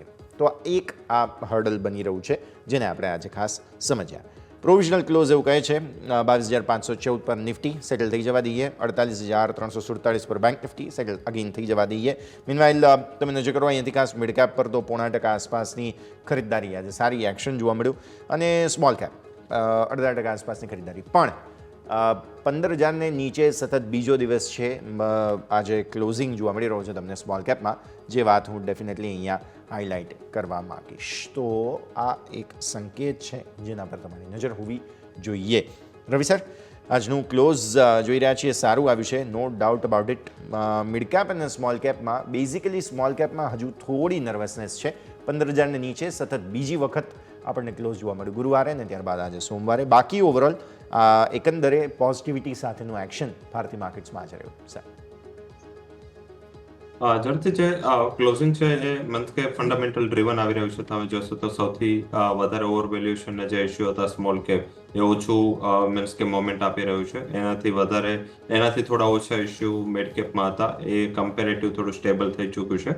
લાર્જ કેપમાં વેલ્યુએશન્સ ઘણા સારા એવા પહોંચી ગયા હતા. તમે બેન્કિંગમાં પણ જો પોસ્ટ કરેક્શન કમ્પેરેટિવ વેલ્યુએશન સારા થઈ ગયા તો આઈ થિંક અહીંયા ઘટાડો બહુ સીમિત થઈ ગયો છે. આવી જ રીતે થોડું વેલ્યુ બાઇંગ અને થોડું વેલ્યુ ઇન્વેસ્ટિંગની ઓપોર્ચ્યુનિટીના હિસાબે અહીંયા એવું લાગી રહ્યું છે કે બહુ વધારે મૂવ નેગેટિવ સાઇડ કદાચ એટલીસ્ટ માર્ચ એન્ડિંગ સુધીના છે, જ્યાં સુધી રેસિપ્રોકલનું લિસ્ટ નથી આવતું. અધરવાઇઝ જોઈએ તો આઈ થિંક મિડ એન્ડ સ્મોલમાં હજી પણ થોડું એવું દેખાઈ રહ્યું છે કે સ્ટેબિલિટી આવતા ટાઈમ લાગી જશે.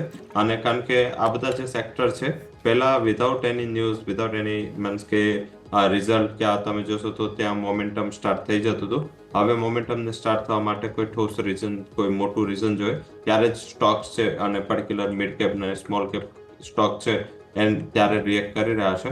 આઈ થિંક હવે જે મોટું રીઝન છે અર્નિંગ છે.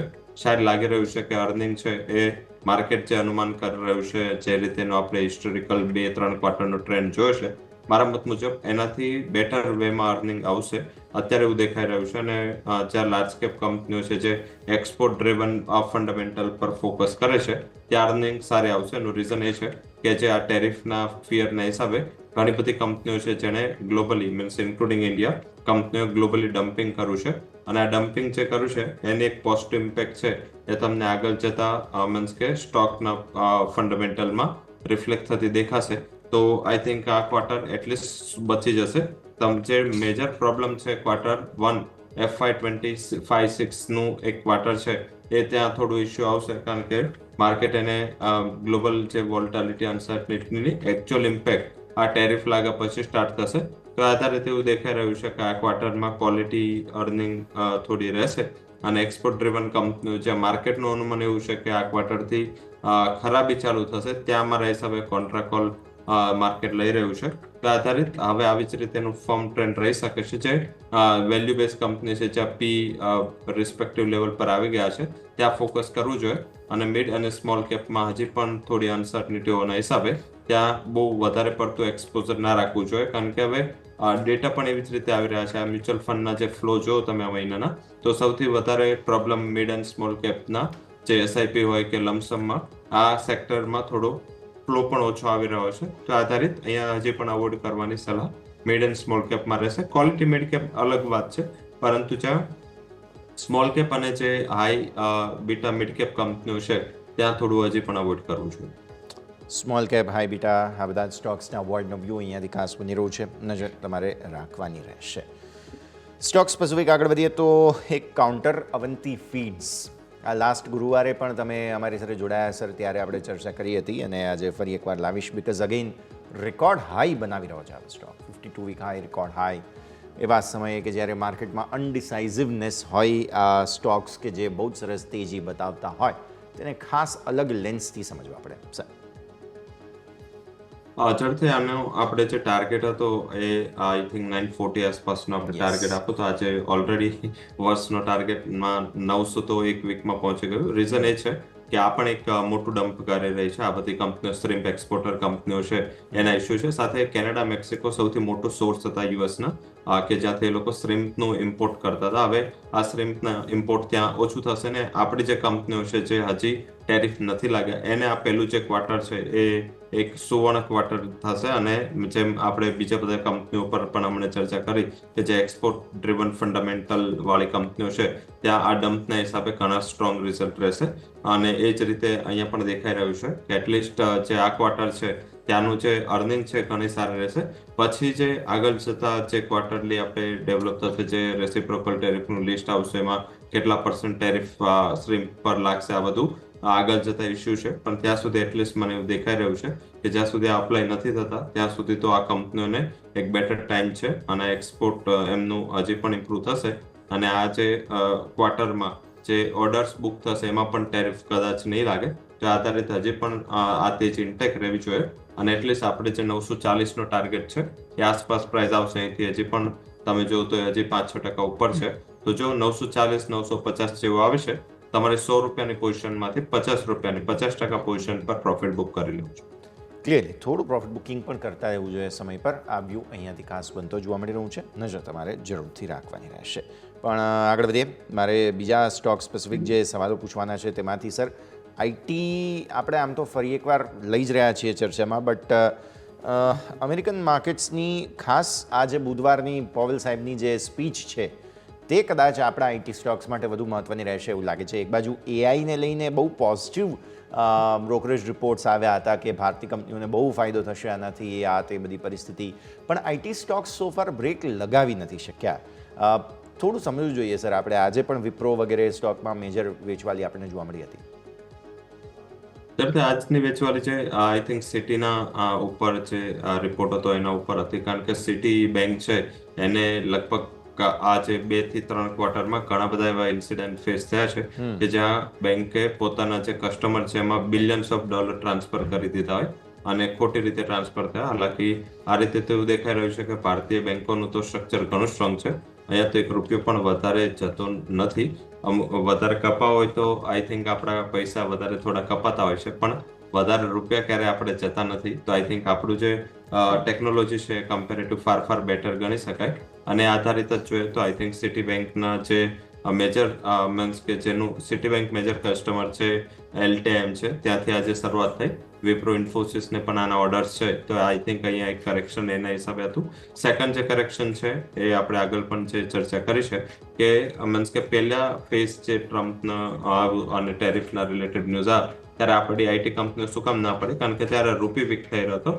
હવે ઉલટાનો રૂપી પણ સ્ટ્રોંગ થઈ રહ્યો છે અને ટેરિફનું પણ ફિયર છે. તો આઈ થિંક આ ડબલ જે માર છે એ આઈટી કંપનીઓના સેન્ટિમેન્ટ પર પડી રહ્યું છે, કારણ કે જો ટેરિફ હાઇક થશે અને મીન્સ કે જો આઈટી કંપનીને એટલે જ આપણે અને રાઈટ ટાઈમે મીન્સ કે અત્યાર સુધીના ટોપ લેવલ પર આપણે એમને એક્ઝિટની રિકમેન્ડેશન એટલે જ આપી હતી કે હવે જે મેજર રૂપી સ્ટ્રોંગ થઈ રહ્યો છે એટલે એમને રેવન્યુનો ગ્રોથ પણ થોડો સાયલેન્ટ રહેશે ઇન ટર્મ્સ ઓફ રૂપી રેવન્યુ. અને જે સેકન્ડ પ્રોબ્લેમ ફેસ થશે એ રેસિપ્રોકલના લિસ્ટમાં મારા હિસાબે ડેફિનેટલી આપણે આઈટી એક્સપોર્ટ બહુ મોટું કરીએ છીએ અને એના હિસાબે આપણા પર રેસિપ્રોકલ ટેરિફ એ આધારિત લગાવશે. તો આઈ થિંક એ એક મેજર ફેક્ટર છે કે જેના હિસાબે અત્યારે આઈટી કંપનીઓ થોડું પ્રોબ્લેમમાં છે. સેકન્ડ કે યુએસના જેટલા મેક્રો ડેટા આવી રહ્યા છે એ ડેટા ખરાબી સાથે આવી રહ્યા છે, એટલે માર્કેટને ફિયર છે કે યુરો આગળ યુએસમાં સેજ પણ મીન્સ કે રિસેશન જેવું કે સેજ પણ જે ઇકોનોમિક ગ્રોથના કોન્ટ્રાક્શનની સાઇન આવે તો સૌથી મોટું જે પ્રોબ્લેમ છે જેમ સિટીમાં પડે તો એમ ઘણી બધી કંપનીઓ છે જે પોતાના આઈટી સ્પેન્ડિંગ છે રિડ્યુસ કરી શકે, કારણ કે આઈટી સ્પેન્ડિંગ છે એ હંમેશા પહેલી એક એવી એવન્યુ રહેતી હોય છે એમ્પ્લોય કોસ્ટ પછી કે એ લોકો કટ કરવા માટે જલ્દીથી તૈયાર થતા હોય છે, કારણ કે અત્યારે એમ્પ્લોય સાઈડ જોઈએ તો ઘણી બધી જોબ કટ્સ યુએસમાં આવી ગઈ છે. તો હવે જે સેકન્ડ ડેન્ટ પડશે તો આઈ થિંક આઈટીને પડશે. હજી પણ એવું લાગી રહ્યું છે અહીંયા વોલ્ટાલિટી છે. આ વોલ્ટાલિટી અને કરેક્શનમાં જો નીચે મળે છે મારા હિસાબે ઇન્ફોસિસ વેલ બેટર પ્લેસ છે. અહીંયા ખાસ જીઓગ્રાફિકલ ડિસ્ટ્રીબ્યુશન આધારિત પણ અને પ્રાઇસ કરેક્શન પછીના જે ફેર વેલ્યુએશન આધારિત અહીંયા એક્યુમ્યુલેશન કરવું જોઈએ. 1550 એક બેઝ સપોર્ટ છે, આજે એને રિસ્પેક્ટ કરું હતું. આગળ જતા જો આ સપોર્ટ આસપાસ મળે છે તો મારા હિસાબે ઇન્ફોસિસ પર ખરીદારી કરવી જોઈએ. મિડ કેપ આઈટી કંપનીને આ લેવલથી પણ હજી અવોઇડ કરવાની રિકમેન્ડેશન છે. ક્લિયરલી સો વ્યૂ આ પ્રમાણે અહીંયાથી ખાસ બનતી જોવા મળી રહ્યું છે. નજર રાખીશું. આગળ વધીએ. અન્ય જે સ્ટોક્સ છે તે બધા પર પણ આપણી ચર્ચા યથાવત રાખીશું. અત્યારે એક વિરામ થયો સમય થઈ ગયો છે તો બ્રેક લઈએ અને બ્રેક બાદ આપણી આ ચર્ચાને આગળ રજૂઆત યથાવત રાખીએ.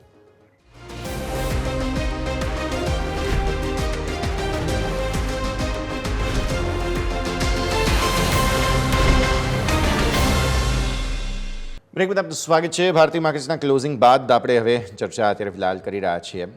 સેટલ થયેલા લેવલ તો એવું જ કહે છે કે હા સારું ક્લોઝિંગ આજના દિવસનું ડેફિનેટલી આપણને જોવા મળ્યું છે, જેમાંથી હવે આગળ અન્ય સેક્ટર્સ સ્ટોક્સની ખાસ વાત કરીએ. એક કાઉન્ટર આજે 52 સપ્તાહના ન્યૂનતમ સ્તરો બનાવતું જોવા મળ્યું છે અને તે છે GR ઇન્ફ્રા. 5.5%, 5.25%ની મંદી, 908ના લેવલ પર ક્લોઝ. GR ઇન્ફ્રાસ્ટ્રક્ચરની સાથે જોડાયેલી બહુ મોટી કંપની છે અને અહીંયા જો મંદી જોવા મળતી હોય, રવિ સર, પોસ્ટ બજેટ જીટર્સ હજુ પણ GR ઇન્ફ્રાને અસર કરી રહ્યા છે તેવું સમજીએ કે પછી હવે ધીરે ધીરે એપ્રિલ તરફ આગળ વધી રહ્યા છે, એટલે કે નવા ફિનાન્શિયલ યર પહેલાંનું થોડું મે બી પોસિબલ છે કે દબાણ હોય અહીંયા? જરૂરથી આને ઓર્ડર જે મળ્યો હતો આઈ થિંક એનો ન્યૂઝ હતો બહુ મોટો ઓર્ડર હતો. આજ મીન્સ કે જેટલા ઓર્ડર્સના ફ્લો હતા એમાં હાઈએસ્ટ ઓર્ડર મીન્સ કે આ કંપનીને મળ્યો હતો.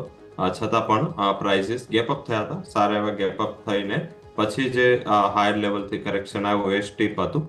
અને આ ઓર્ડરનો ફ્લો, આ ઓર્ડરની સાઇઝ પણ એટલી હોવા છતાં માર્કેટ રિસ્પેક્ટ નથી કરી રહ્યું. મીન્સ કે થોડું જે વેલ્યુએશન આપણે જે આમ આગળ વાત કરીએ એ રીતે થોડું ઇસ્યુ છે, કારણ કે 4263 કરોડનો ઓર્ડરના ન્યૂઝ છતાં પણ કંપનીનો સ્ટોક છે એ નેગેટિવ રિએક્ટ કરે. મીન્સ કે લાઈક જે આપણે આગળ વાત કરી કે જે ઇન્ફ્રા કંપનીઓ છે અને પર્ટિક્યુલર જે મિડ કેપ કંપનીઓ છે, સ્મોલ કેપ કંપનીઓ છે, જ્યાં બહુ સ્ટીપ રિએક્શન પોઝિટિવ સાઈડ હતા, ત્યાં કરેક્શન વધારે છે. બેઝિક આ જ રીઝન હોઈ શકે. અને પ્રોફિટ બુકિંગનો પાર્ટ છે હંમેશા જે કંપનીઓમાં અત્યારે વેલ્યુએશનના ઇસ્યુ પહેલેથી હતા, ત્યાં કોઈ પણ સારા ન્યૂઝ છે એ પણ એક હાયર લેવલે માર્કેટ એને એક સેલિંગ ઓપોર્ચ્યુનિટી તરીકે લેશે. કારણ કે આજે જે ઓર્ડર મળ્યો એની સાઇઝ એના ટોટલ માર્કેટ કેપ કરતા 50% છે. હવે કંપનીનો પી છે 4.6 છે અત્યારે આ લેવલ પર, અને પ્રાઇસ ટુ બુક 1 છે. આટલા ચીપ વેલ્યુએશન કોઈ પણ ઇન્ફ્રા કંપનીના અત્યારે અવેલેબલ નથી જે લિસ્ટેડ છે. આઈ થિંક છતાં પણ સ્ટોક આજે આટલું મોટું 5.5% correction, 52 week low, I think એ ઇન્ડિકેશન છે કે હવે કદાચ જે વેલ્યુએશન મોંઘા થશે, અર્નિંગના ડિગ્રોથ થઈ હશે, પણ ઓલ ઓવર સિચ્યુએશન નોર્મલાઇઝ થાય અને આઈ થિંક અહીંયા જો ઘટાડો મળે છે તો મારા હિસાબે આ એક ખરીદીની તક તરીકે શોર્ટ ટર્મ માટે જોવું જોઈએ. અને બેટર પ્લેસ લેવલ 860 to 870 છે, એ આધારિત હોય તો એક વર્ષનો આઉટલુક રાખી અને ખરીદી કરો. જે વેલ્યુએશનમાં ઓવરસોલ વેલ્યુએશન છે એના જે એક્સ્ટ્રીમલી અંડર વેલ્યુએશન વર્સિસ પિયર છે, એ આધારિત એટલીસ્ટ ક્વાર્ટરની અર્નિંગ પહેલા તમને ફરીથી એક રિકવરીના પાર્ટ રૂપે 1210 સુધીનો ટાર્ગેટ તમને મળી શકે છે. તો બહુ લાંબા સમયની એક શોર્ટ ટર્મ માટે મારા હિસાબે આ કરેક્શનને ખરીદીની તક તરીકે જોવું જોઈએ. ખરીદીની તક તરીકે આ ઘટાડાને જોવું જોઈએ. જીઆર ઇન્ફ્રામાં બેઝિકલી ઘટાડે ખરીદવાની સલાહ તમને અહીંયાથી ખાસ બનતી જોવા મળી રહી છે. નજર રાખીએ આગળ. હવે ખાસ મેં કદાચ ગુરુવારે કે એમ જ આ સ્ટોકની ચર્ચા કરી હતી, વેદાંત ફેશન એટલે કે માન્યવર. ઘટાડો આવ્યો ખાસો એવો આ સ્ટોકમાં, અને એકાદ મહિનામાં તો 914થી નીચે 750, આજના 52 વીક લો 740ના બન્યા છે. ખાસો એવો ઘટાડો આવી ચૂક્યો છે. કન્ઝમ્પશનની સ્ટોરી સાથે જોડાયેલું છે. કદાચ લગ્નસરાની સિઝનમાં હમણાં માર્ચ પછી એક મહિનો એક્સ્ટ્રા પોઝ છે ભદ્રા વગેરેને કારણે, મે બી તેનું એક ઇમ્પેક્ટ આવ્યું છે. રવિ સર, કઈ રીતે સમજીએ માન્યવરને? જ્યારે અહીંયા મીન્સ કે એમના જે બ્રાન્ડ એમ્બેસેડર છે એમનું મૂડ ઓન થઈ ગયું, પણ હજી કંપનીનું મૂડ ઓફ છે. આઈ થિંક આ એક ઇન્ડિકેશન છે કે આ જે મીન્સ કે આ રિસેન્ટલી લિસ્ટેડ કંપનીઓમાં બધામાં ઇસ્યુ છે જે 2022 પછી લિસ્ટ થઈ છે, તમામ કંપનીઓમાં એક કરેક્ટિવ મૂડ છે. સેકન્ડ, મેરેજ સાથે મીન્સ કે અને એક જ સેન્ટિમેન્ટ આને હંમેશા મીન્સ કે પોઝિટિવલી રિએક્ટ કરતા હોય છે. હાલાકી એની જો સાયકલ જો તમે અત્યાર સુધીની આપણને 2 સાયકલ જોવા મળી છે, એક માર્ચ એપ્રિલ 2022ની અને બીજી જે સાયકલ છે 2024. ડિસ્પાઇટ ઓફ માર્કેટના વોલ્ટાલિટીના ફેક્ટર જોઈએ તો હંમેશા એપ્રિલમાં એ બોટમ બનાવતી હોય છે. આખા વર્ષની બોટમ એપ્રિલમાં હોય છે, અને એપ્રિલની જે બોટમ છે ત્યાંથી જે પ્રાઇસ છે એ અત્યાર સુધીની હિસ્ટ્રી પ્રમાણે 400-500 પોઈન્ટનું પોઝિટિવ રિએક્શન આપ્યું છે.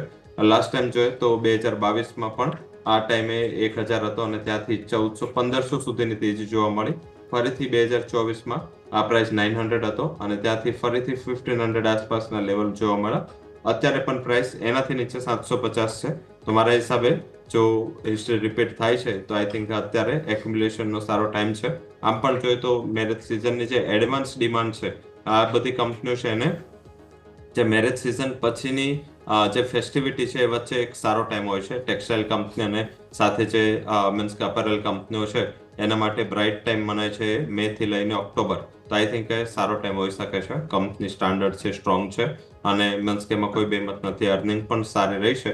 પોસ્ટ કરેક્શન મારા હિસાબે એક્યુમ્યુલેશન કરો, 50% અત્યારે ખરીદી કરી લો. જે કરંટ માર્કેટ પ્રાઇસ 740-50 છે, 50% થોડું 700 આસપાસ ખરીદી કરો. અને આઈ થિંક જે રીતે એની સિઝનાલિટી ઓક્ટોબર-નવેમ્બર સુધી જો રોકાશો, 1132નો ટાર્ગેટ સબસ્ટેન્શિયલ અપસાઇડ આ લેવલથી તમને આ સ્ટોકમાં ઓક્ટોબર-નવેમ્બર સુધીમાં જોવા મળી શકે. ઓકે, સો વ્યૂ આ પ્રમાણે અહીંયાથી ખાસ વેદાંત ફેશન આગળ જતા તમને આ લેવલ્સ જોવા મળી શકે તેમ છે. નજર રાખીએ બીજા સ્ટોક્સ બેઝિકલી કે જેમાં આજના દિવસે મેજર દબાણ જોવા મળેલું છે. તેમાંથી એક આઈટી અને થોડું લોજિસ્ટિક્સ વગેરેની સાથે જોડાયેલું કાઉન્ટર જે છે તે એઆઈ બેઝડ વધારે મહત્વનું કાઉન્ટર છે, તે છે રૂટ મોબાઈલ. રૂટ મોબાઈલ બહુ ઇન્ટરેસ્ટિંગ જગ્યા પર છે સર. અગેન અહીંયા પણ છેલ્લા થોડા દિવસોમાં થોડું દબાણ જે આવ્યું છે અને નોઝ ડાઇવ સ્થિતિમાં છે. ઇનફેક્ટ મારે એમ કહેવું જોઈએ છેલ્લે આપણે જે છે તે ખાસ જૂન ઇલેક્શન બાદથી આપણે જોઈએ તો સતત વેચવાલી છે. 1500-1700થી લઈને છેક અત્યારે 52 વીક લો બન્યા 914ના. છેક 2020થી આ કંપનીનો જો તો સ્ટ્રોંગ સપોર્ટ જે રહ્યો હતો આઈ થિંક 1100 આસપાસથી હંમેશા કંપનીના પ્રાઇસ છે એ આ સપોર્ટને રિસ્પેક્ટ કરતા હતા. હાલાકી મીન્સ કે જે રીતે માર્કેટનું પણ બિહેવિયર છે એ રીતે જે આ કંપની થોડી વધારે નીચે આવી અને આઈ થિંક એની અર્નિંગ પણ જે ગયા ક્વાર્ટરની જે માર્કેટને અનુમાન હતું એનાથી નીચી રહી અને એના હિસાબે લો પર લો બનતા રહ્યા અને હજી પણ એક ચાન્સ છે કે નીચેની બાજુ આ કંપની છે એ 860 to 870 સુધીના લેવલ બતાવી શકે. એક્ઝિસ્ટિંગ જે ઇન્વેસ્ટર છે જે લોકો ઓલરેડી ફસાયેલા છે હાયર લેવલ પર બાઇંગ છે એ લોકોએ મારા હિસાબે હવે અહીંયા નીકળવું ના જોઈએ. અહીંયા છે હજી પણ ડેન્ટ તમને 7-8%ની ડાઉન સાઇડ છે પણ એ 7-8%ની ડાઉન સાઇડ જો તમે બેર કરી શકો તો ઉપર ફરીથી જ્યારે રિકવરી આવશે મારા હિસાબે 1300 to 1310 સુધીનું લેવલ એટલીસ્ટ રૂટ મોબાઈલ બતાવશે. ડોમેસ્ટિક મેન્યુફેક્ચરિંગની સારી થીમ હતી. હાલાકી થોડું જે એપલ લાવ્યા પછી અને સાથે જે મીન્સ કે ફોક્સકોનનું મીન્સ કે શેર અહીંયા વધ્યા પછી થોડું આ બધી કંપનીઓને ઇસ્યુ થયો. હાલાકી આ કંપની થોડી ટેકનોલોજીમાં પણ છે, થોડી એઆઈમાં પણ છે, થોડી મોબાઈલ મેન્યુફેક્ચરિંગમાં પણ છે. તો બિઝનેસ મોડેલ ઘણું સ્ટ્રોંગ છે. રિસન્ટ કરેક્શન મારા હિસાબે એક સારી તક છે અને જે નવા ખરીદી કરવા માંગતા એ લોકો અહીંયાથી જો થોડું કરેક્શન આવે છે 860-870 એક વર્ષનો સમયગાળો ધ્યાનમાં રાખી અહીંયા ખરીદી કરી લેવી જોઈએ. તો વ્યૂ આ પ્રમાણે અહીંયાથી ખાસ બનતો જોવા મળી રહ્યું છે. નજર રાખીશું. થોડી ખરીદદારી ધીરે ધીરે તમે અહીંયાથી કરી શકો છો. આવો એક બ્રેકનો ફિલહાલ સમય થઈ ગયો છે. વિરામ લઈશું અને વિરામ બાદ ફરી એકવાર આપણે આ રજૂઆતને આગળ વધારીએ.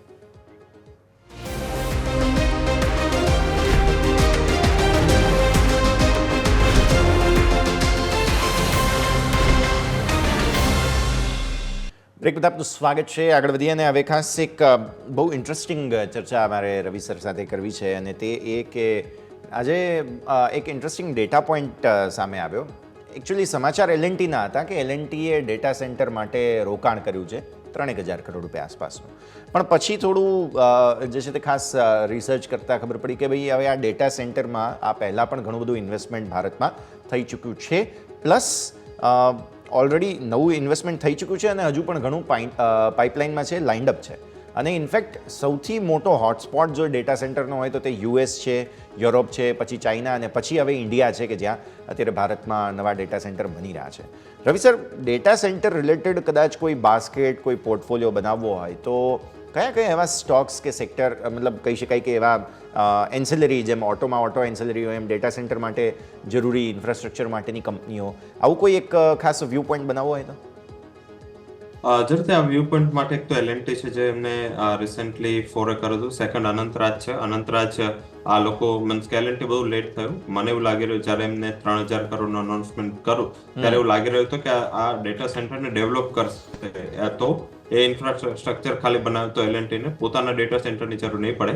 આઈ થિંક કે જે ગવર્મેન્ટના નવા નોર્મ પ્રમાણે બધા જ ડેટા ઇન્ડિયામાં ક્લબ થવા જોઈએ, ઇન્ડિયામાં સેવ થવા જોઈએ ને ઇન્ડિયાની જે પ્રાઇવસીને પ્રોટેક્ટ કરવા માટે એમને જે આ ડિસિઝન લીધું છે મારા હિસાબે એક બેટર ડિસિઝન છે. KPIT ટેક પણ આ એક્ટિવિટીમાં છે જે એક એન્સલરી તરીકે એને જોઈ શકાય કે જે એ ડેટા સેન્ટર રિલેટેડ એક એન્સલરી કંપની છે અને પોતે પણ હવે એમાં એ કેપેક્સ કરવાનું સ્ટાર્ટ કરી દીધું છે તો એ પણ રહેશે.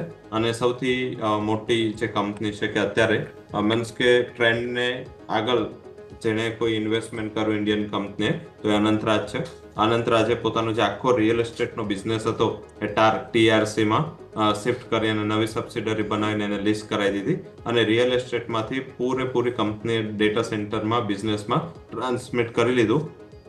મારા હિસાબે જે એમને પોતાના બિઝનેસને રિસ્ટ્રક્ચર કર્યો છે અધરવાઇઝ આ કંપની નીચેના લેવલે 200-300 મેક્સિમમ જઈ શકતી હતી પરંતુ આ ડેટા સેન્ટરના ફોરેના હિસાબે કંપની એકવાર ઉપર 936 સુધીના લેવલ ટચ કરીને અત્યારે ફરીથી 450-60 એક લો કરી આવી. મારા હિસાબે આ કરેક્શન બાદ અહીંયા એક સારા એટ્રેક્ટિવ લેવલ છે એક વર્ષના આઉટલુક સાથે અહીંયા ખરીદારી કરો. મારા હિસાબે 635 અને 740ના ટાર્ગેટ તમને અનંતરાજમાં જોવા મળી શકે છે. સેકન્ડ કેપીઆઈટી રહેશે. અહીંયા પણ મારા હિસાબે ખરીદારી કરવી જોઈએ. એક ટેકનોલોજી ફેક્ટર છે એટલે થોડી વોલ્ટાલિટી હતી, પરંતુ આ પોસ્ટ કરેક્શન એક સારા લેવલ પર અહીંયા કંપની ઊભી છે. આ ઉપરાંત જે આ 3 કંપની છે, લાર્સન, આઈ થિંક લાર્સનનો હાલાકી પર્સન્ટેજ શેર ઓછો છે, તો ખાલી ડેટા સેન્ટરને પ્લે કરવો હોય તો અત્યારે અવેલેબિલિટી વાઇઝ 2 છે. અધરવાઇઝ રિલાયન્સ ઇન્ડસ્ટ્રીએ પણ ડેટા સેન્ટર માટે અને બિઝનેસ માટે ફોરે કરી લીધું છે. એમને પણ પોતાનું જે જીઓ ટેલિકોમનો બિઝનેસ છે એના માટે પોતાના ડેટા સેન્ટર ઊભા કરી રહ્યા છે. આ ઉપરાંત અદાણી એન્ટરપ્રાઇઝ પણ સબસિડરી ઓપન કરીને ડેટા સેન્ટરમાં ઘણું સારું કામ કરી રહી છે, અને આઈ થિંક કે એ ગુજરાત બેઝ જ એ લોકો વિચાર રહ્યા છે, અને મહારાષ્ટ્ર, ગુજરાત અને મહારાષ્ટ્રમાં મોટા પ્રમાણમાં એ લોકો ફોરે કરવાના છે. તો મોટી કંપનીઓ તો છે જ, પણ નાની કંપનીઓ પણ અહીંયા એક સારું કામ કરી રહી છે, અને ડેટા સેન્ટરમાં આ એક બહુ નવો બિઝનેસ છે અને અહીંયા સ્કોપ પણ એટલા મોટા છે. ઇન્ડિયામાં જે 2 બિઝનેસ છે જે હું માનું છું કે આગળ જતા એક બિગ બેંગ સાબિત થઈ શકે, અપાર્ટ ફ્રોમ ટુરિઝમ કે એક સેક્ટરને જવા દે તો સેમિકન્ડક્ટર અને ડેટા. હાલાકી આ બંને સેક્ટર અને કોરિલેટેડ પણ છે.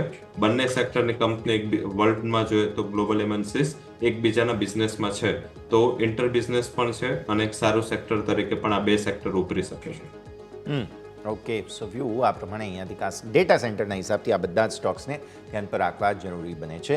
સરાસરી સમય થઈ ગયો છે રજા લેવાનો, જેટલી આપણે ચર્ચા કરીએ આપના ડિસ્ક્લોઝર્સ.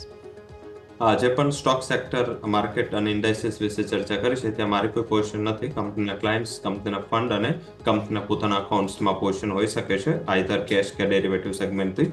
કોઈ પણ પોઝિશન લેતા પહેલા ફાઇનાન્શિયલ એડવાઇઝર સાથે ચર્ચા કરવી જરૂરી છે. અને શોમાં બોલાવવા બદલ ખૂબ ખૂબ આભાર. ખૂબ ખૂબ આભાર સર આપનો પણ અમારા સાથે જોડાવા માટે અને આ સમગ્ર ચર્ચામાં ભાગ લેવા માટે થઈને. તો ભારતીય માર્કેટ્સના ક્લોઝ બાદ આપણે ચર્ચા કરી.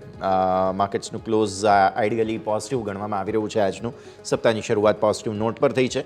મિડ કેપ અને સ્મોલ કેપમાં પણ બસ સારો એવો બનેલો રહ્યો. બસ સ્મોલ કેપે થોડા એવા લેવલ્સ જે છે તેને નીચેનું ક્લોઝિંગ હજુ પણ આપેલું છે, બટ બેન્ચમાર્ક લેવલ્સને ઉપર નિફ્ટી અને બેંક નિફ્ટી મામૂલી ઉપર જે છે તે ક્લોઝિંગ આજે જોવા મળ્યું. આ સરે જ આ શોમાં હાલ બસ આટલું જ. મને જશ્ન આપશે રજા. આગળના અપડેટ્સ માટે આપ જોતા રહો ન્યૂઝ કેપિટલ ગુજરાત.